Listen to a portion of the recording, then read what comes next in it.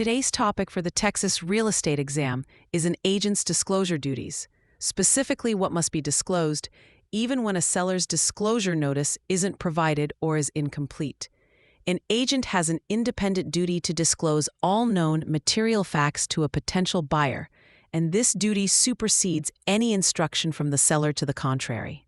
A material fact is any information that could influence a reasonable person's decision to buy the property or to change the price they're willing to pay.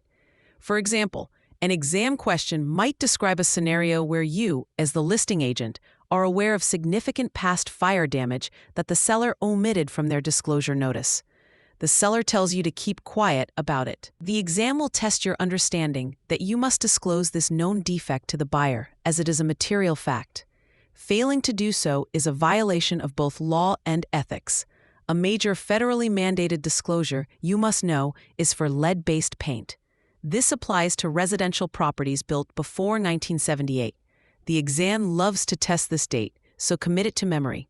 If a house was built in 1977, the disclosure is required. If it was built in 1980, it is not.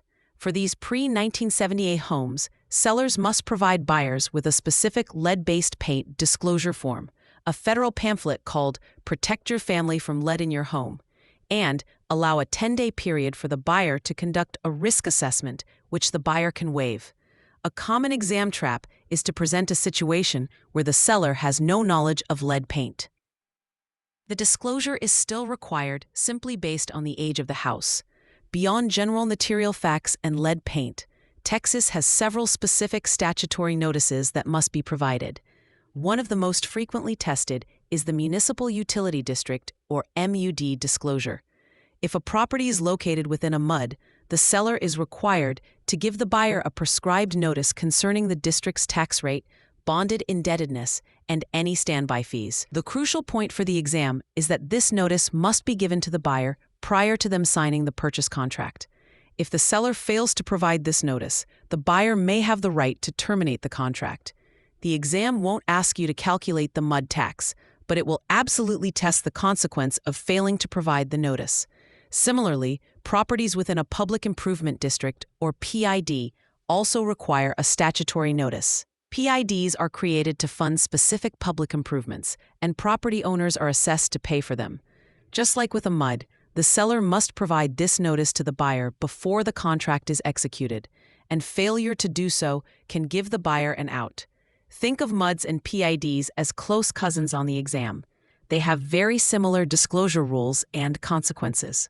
Another geographically specific disclosure is for properties located in coastal areas adjacent to the Gulf of Mexico.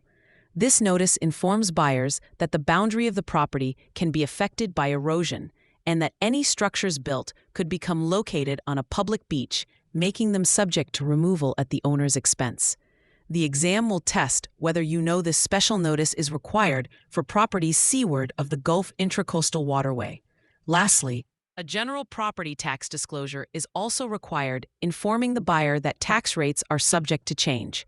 To remember the key statutory notices, use the phrase LNPC, L for lead, M for mud, P for PID, and C for coastal. If you see any of these on the exam, your mind should immediately jump to a required statutory notice with serious consequences if not delivered correctly and on time. For free practice questions, AI-powered explanations, and more exam prep tools, visit openexamprep.com. That's openexamprep, all one word, .com.